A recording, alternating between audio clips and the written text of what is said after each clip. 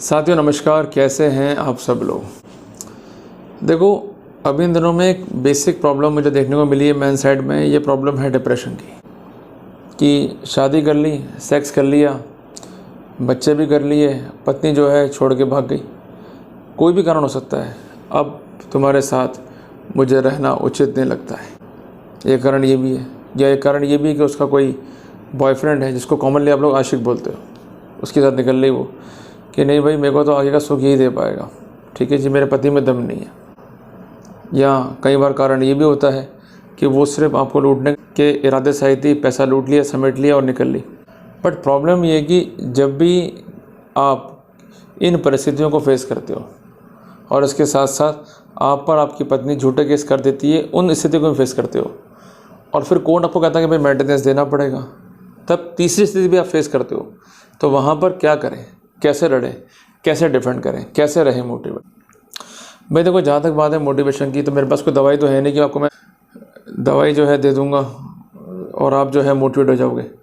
Motivate खुद से होना पड़ेगा, डिप्रेशन खुद से ही रिमूव करना पड़ेगा।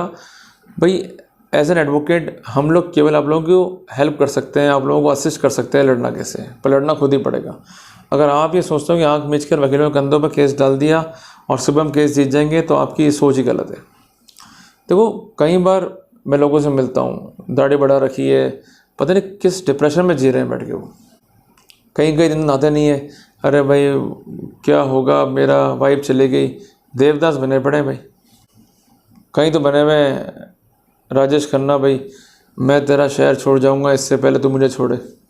इससे कोई फ़र्क नहीं पड़ता, वो छोड़ के चली गई तो चली गई। अब सब कुछ डिपेंड है आपके ऊपर कि आप क्या कर सकते हो। अगर आप लड़ सकते हो तो वेल एंड गुड, नहीं लड़ सकते हो तो घर बैठ जाओ। साथियों, डिप्रेशन अपने आप में एक नकारात्मक वर्ड है। एक बार आप डिप्रेशन में आ गए तो वापस से नॉर्मल लाइफ में आना आपके लिए ईजी नहीं होता है। भाई शादी अपन ने करी एक एज पे जाके, 25 साल, 28 साल, 30 साल, 35 साल, एक्सेट्रा एक्सेट्रा, तब तक भी तो काम चलाया ना अपन ने। तब तक कैसे रहे थे, तो वैसे आगे भी रह लो। अब वो लड़की थी, फॉर टाइम बिंग लाइफ में आ गई और वो साथ जो है कुछ दिन का था, वो साथ ख़त्म हुआ, वो अपने पीरियड चले गई। अब वो लौट के आएगी, संभावना इस बात की बहुत कम है। तो बेसिकली आज के अध्याय में मैंने इन सब बिंदुओं पर चर्चा करना जो है उचित समझा है, ताकि मैं आपके अंदर का डर निकाल सकूं, आप में एक आत्मविश्वास जो है पैदा कर सकूं, और ये जो फाइट्स हैं हमें कैसे करनी है इस बारे में आपको मैं प्रॉपर्ली जो है गाइड कर सकूं। तो आप ऐसा अज्यूम कर लो कि मैं आपके साथ ही बैठा हूँ, आपके बिल्कुल सामने बैठा हूँ, और एज अ फ्रेंड आप उससे जो है बातचीत कर रहे हो। आपकी सारी पीड़ा जो है मैं सुन रहा हूँ और उसका जो है मैं समाधान कर रहा हूँ। देखो, छोटी सी बात यह है कि जब भी पत्नी पीर चली जाएगी, आपकी कोशिश करेगी उसको मना के लाया जाए। क्योंकि देखो, सवाल पापी पेट का नहीं, सवाल और कुछ चीज़ों का भी है। भाई आपको लगता है कि भाई घर कैसे चलेगा, आपकी सेक्सुअल लाइफ भी है कैसे चलेगी, समाज में जो है बदनामी होगी, और अल्टीमेटली आपका जो भूखा पेट है उसको कौन शांत कर सकता है, ठीक है ना। क्योंकि जो गर्मा गर्म रोटियाँ मिल रही थी आपको, या अच्छी रोटी मिल रही थी, वो कौन खिलाएगा, वो तो चलेगी छोड़ के आपको। तो ये सब चिंताएं जो हैं आपको खाती रहती है और अल्टीमेटली आप डिप्रेशन में रहते हो।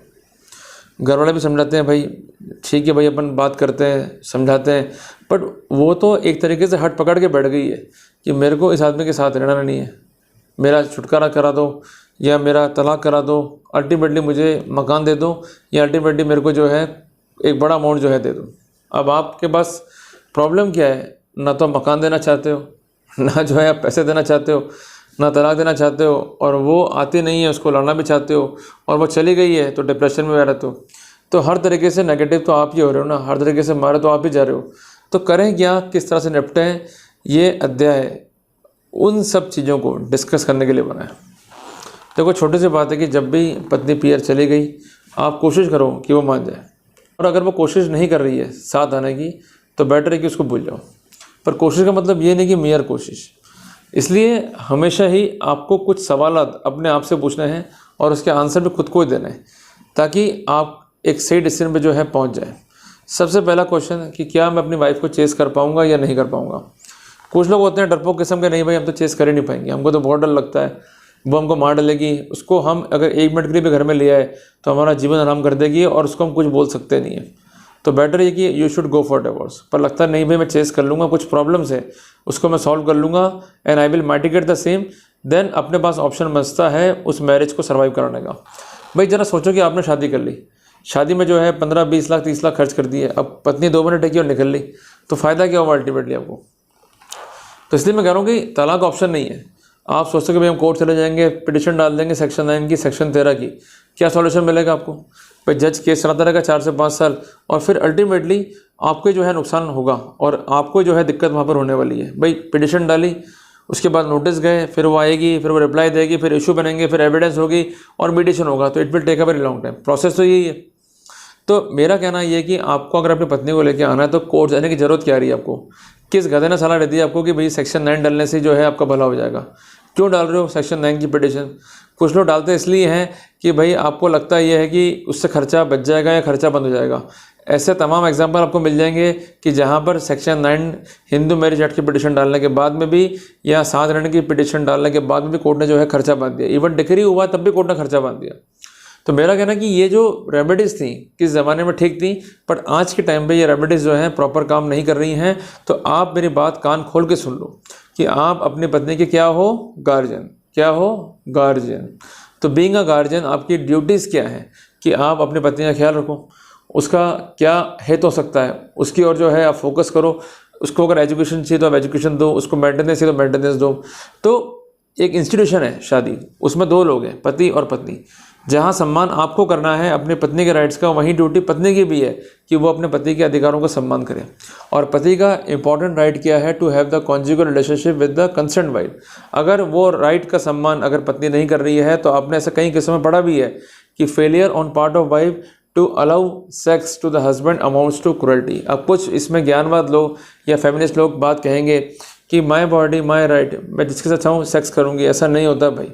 अगर आप एक रिलेशनशिप में हैं, वो रिलेशनशिप मैरिज की है, तो आपको केवल और केवल फिजिकल होना है अपने पति के साथ में।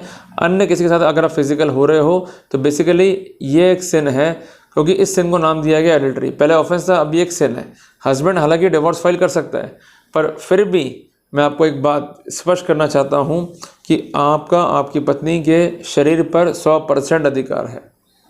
इस बात को दिमाग में सेटल कर लो। आपका आपकी पत्नी की बॉडी पर 100% अधिकार है। अगर ऐसा नहीं होता तो मैरिटल रेप ऑफेंस होता। अगर ऐसा नहीं होता तो कानून में लिखा रहता कि अगर पति पत्नी की इच्छा के विरुद्ध या किसी भी रीति से या ऐसी रीति से जो कानून में प्रतिबंधित है कोई यौन क्रिया करता है तो उस स्थिति में पति जो है वो जिम्मेदार होगा। जबकि ऐसा कोई भी क्लॉक जो है नहीं डाला गया है। अभी तो ये स्थिति स्पष्ट की गई है कि अगर पत्नी 18 ईयर से ऊपर है, शादी वैलिड है, तो ऐसी स्थिति में अगर पति जो है इंटरकोर्स कर रहा है तो ऐसा इंटरकोर्स रेप नहीं होगा।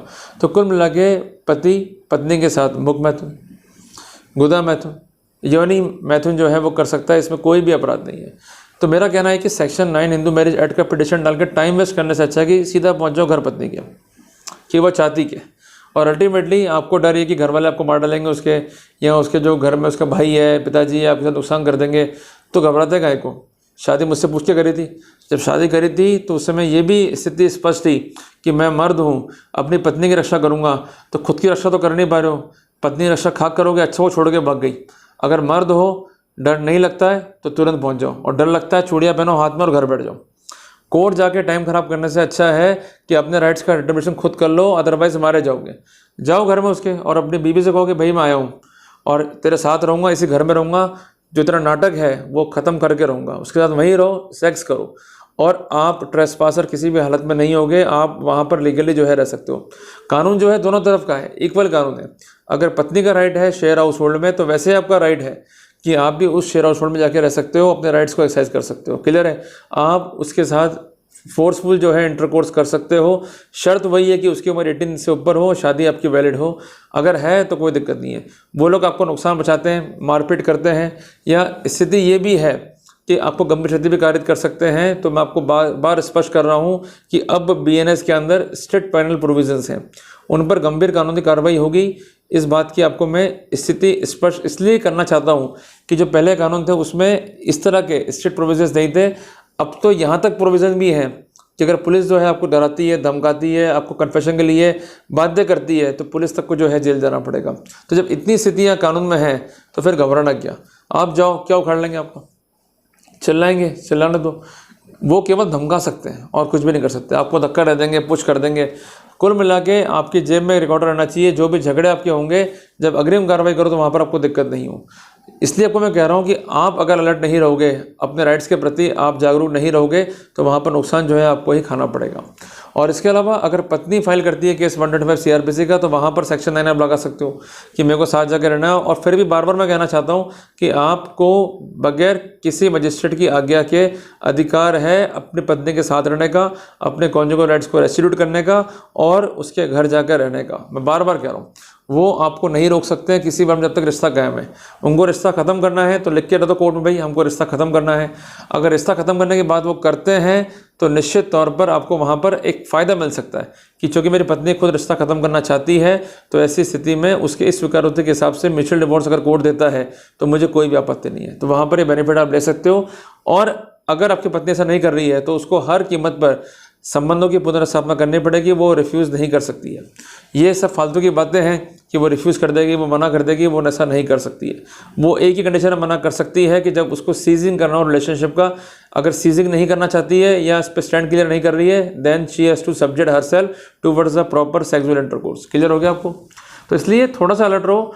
देखो साथियों, आपको देवदास नहीं बनना, आपको राजेश खन्ना नहीं बनना कि सब दाढ़ियाँ बड़ी बड़ी और शॉल पहन लिया और मर रहे हैं। अरे अपनी उम्र ही क्या हो गई है भाई, लड़कियों की लाइन लग जाएगी, पर आप में दम होना चाहिए। और मैं आपको एक बात कहता हूँ, कुछ लोग कहते भी है ना कि तुम लड़की के पीछे भागोगे, लड़की पैसे के पीछे भागेगी। तुम भागो पैसे के पीछे, लड़की तुम्हारे पीछे अपने आप भागेगी।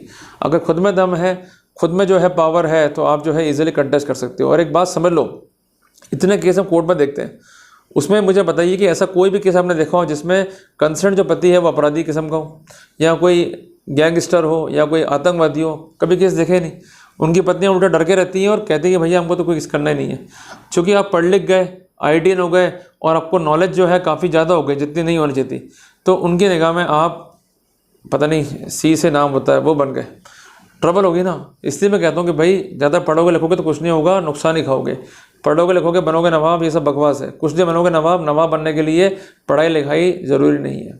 क्लियर है? और दूसरी बात, ज़्यादा पढ़ लिख के भी क्या कर लोगे? किताबें चाटते जाओगे, फिर कोई केस हो जाएगा तो वकील के दफ्तर जाओगे, फिर डरते रहोगे। थोड़ा सा अलर्ट क्लेवर रहना पड़ेगा, नहीं रहोगे तो मारे जाओगे। और जिनकी शादियाँ हो चुकी है, जिनकी बीवियाँ PR में बैठी है, तुरंत जाओ। नहीं आती हैं तो कोर्ट में उनके स्टैंड को क्लियर करो। अगर नहीं करती हैं तो ऐसी सिनेरियो में आपके पास फुल फ्लैश राइट है। क्लियर है? जब जाओगे तो अपने आप कोर्ट में लिख के रह देंगे, भाई हमको सेक्स नहीं करना है, हमको ये आदमी चाहिए नहीं, इसको दूर करो। तो थोड़ा सा इसलिए मैं कह रहा हूँ कि आप अपना जो बॉडी लैंग्वेज है, जो आपका अपीयरेंस है, उसको थोड़ा सा अच्छा करो, अप टू डेट रहो। और ऐसे ही आपको कोर्ट जाना है, घबराने का नहीं है।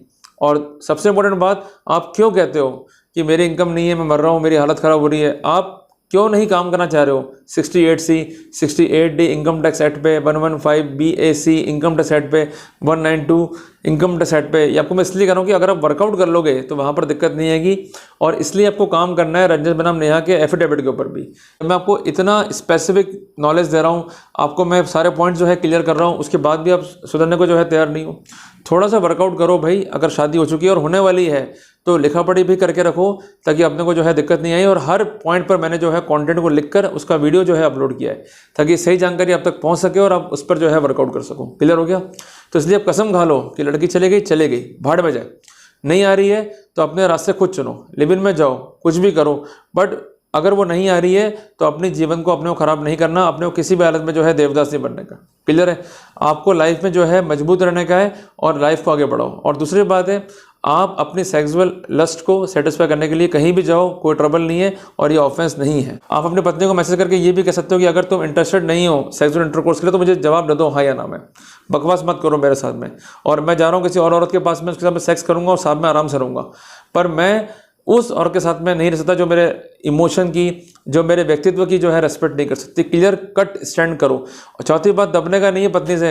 ये नहीं ससुराल में गए और बर्तन मांज रहे हैं, हाँ मम्मी जी, हाँ पापा जी। ध्यान रखना, तुम उनके लिए सिर्फ दामाद हो और दामाद की इज्जत जो है वो सिर्फ गधे बराबर होती है। मैं साफ बता रहा हूँ आपको, मैं एक क्लियर कट कह रहा हूँ मैं। इसलिए उनसे आप सम्मान की उम्मीद छोड़ दो। वो लोग जो है हमेशा आपको गधा या कुत्ता जो है समझेंगे। इसलिए आपको मैं कह रहा हूँ बार बार, जब भी ससुराल जाओ तो बहुत कम टाइम के लिए जाना है, 1 घंटा 2 घंटा। अपने लिमिट्स में रहोगे उतना ही जो है सम्मान आप पाके रहोगे। और सबसे इंपॉर्टेंट बात, कोई भेद जो है अपनी पत्नियों को मत दिया करो। छठी इंपॉर्टेंट बात कि आप जब भी जो है किसी चीज़ को फेस कर रहे हो, कॉन्टेस्ट कर रहे हो, तो आप में खुद में होना चाहिए कॉन्फिडेंस। अगर कॉन्फिडेंस नहीं है, आप अपनी वाइफ को चेज नहीं कर सकते हो, आपको डर लगता है, तो बेटर इज दैट कि you should leave the relationship. उसको भी मुक्त करो और आप भी मुक्त हो। और 8वीं इंपॉर्टेंट बात कि आप जब लड़ रहे हो तो वहाँ पर क्लियर होना चाहिए हो। आप क्लियर ही नहीं हो, लड़ना क्या है पता नहीं, भागे जा रहे हैं, तो ऐसा नहीं होना चाहिए। You must be very much clear कि हमें क्या ड्राफ्ट करना है, कैसे ड्राफ्ट करना है। पॉइंट नंबर 9 कि जो कुछ भी कह रहे हो स्टैंड को बार बार अपने को फ्लक्चुएट नहीं करना है। और point number 10, be confident and be clever और be smart in the court of law. ढंग से जाओ, तबीयत से जाओ, अच्छा वर्कआउट करो, निश्चित तौर पे जो है जीत जाओगे। और जाते थे एक बात देखो, शादी करी है तो खर्चे तो होंगे। और आजकल की बीवियाँ जो है BMW कार की तरह हो गई हैं, सर्विसेज महंगी हैंगी। तो इसलिए आपको कह रहा हूँ कि अगर औकात नहीं है बीवियाँ मेंटेन करने की तो मत लेके आओ। इनके ख्वाब जो है ऊँचे हैं, अगर इनको मेंटेन कर सकते हो तो ले आओ, नहीं कर सकते हो बिल्कुल शादी का विचार जो है त्याग दो। फिर अन्य विकल्प आपके पास में है कि आप कहीं और जाकर भी अपनी सेक्सुअल इच्छाओं की पूर्ति कर सकते हो। क्लियर है बात ये? तो कुल मिला के कोई जिम्मेदारी उठा रहे हो, इंस्टीट्यूशन चला रहे हो, तो मजबूत रहना पड़ेगा। अगर वाइफ को जरा सा भी शक हो गया कि ये आदमी किसी काम कर्म का नहीं है, या आदमी जो है गेलिया है, या आदमी जो है किसी भी रूप में मुझे सेटिस्फाई नहीं कर पाएगा, या आदमी को जैसा मैं घुमाऊंगा वैसे घूम जाएगा, तो वहाँ पर नुकसान जो है आप ही खाओगे। तो आप रिस्क जो है अगर आपको नहीं झेलनी है तो अलर्ट रहना, और अगर झेलोगे तो खुद ही मरोगे, डिप्रेशन में खुद ही आओगे। क्लियर है? तो बी कॉन्फिडेंट, और अभी लड़ना है मेरे भाई अपने को, डिप्रेशन में नहीं आना है, अभी उम्र ही क्या है। ठीक है? तो शॉल पहनने की बजाय टी-शर्ट पहनो, बढ़िया बढ़िया जींस पहनो और कोट जाओ। अगर बात अधिकारों की तो लड़के आओ, पर डिप्रेशन में कहीं भी नहीं आना है। लड़की है तो निपट लेंगे, डरने की बात नहीं है, बट अपने राइट्स के अगेंस्ट हम कोई भी जुर्म जो है बर्दाश्त नहीं कर सकते। क्लियर है? तो बस शुरू हो जाओ, लड़ने की तैयारी करो, और नियमित जो है हनुमान चालीसा पढ़ा करो। मैं ये नहीं कहता कि जो सही है उनके साथ हमें गलत करना है, पर मैं साफ कहता हूँ कि हमारे साथ गलत नहीं हो जाए, अपने को उस चीज़ के लिए लड़ना है। तो अपने को भक्ति और शक्ति का संगम बना के जो है आगे बढ़ना पड़ेगा, तभी जो है अपन जीत पाएंगे, तभी जो है अपन फतेह कर पाएंगे। और एक बात कहना चाहता हूँ जाते जाते कि हदे गम मस्ती से गुजर क्यों नहीं जाते, और जीना नहीं आता तो मर क्यों नहीं जाते। अरे कश्ती में बैठोगे तूफान तो आएंगे ही, कश्ती में बैठे हो तो तूफान तो आएंगे ही। लगता है अगर डर मेरे दोस्त तो उधर क्यों नहीं जाते। तो डर लग रहा है कि नहीं भाई हम तो कुछ नहीं कर पाएंगे, पैसे देने पड़ेंगे, लड़की जीत जाएगी, तो उतरो मरो जाके। पर अगर लड़ सकते हो अपने राइट्स के लिए तो लड़ो। और दूसरी बात, लड़ने का तरीका क्या है? डिप्रेशन नहीं, keep motivation in yourself and in your family, keep smiling, and apart from that be strong and we have to fight. Do not surrender, always remember, do not surrender. एक बार surrender हो गए तो जीत भले ही जाओगे संसार की निगाह में, खुद से आईने के आगे कभी नज़र नहीं मिला पाओगे। क्लियर है?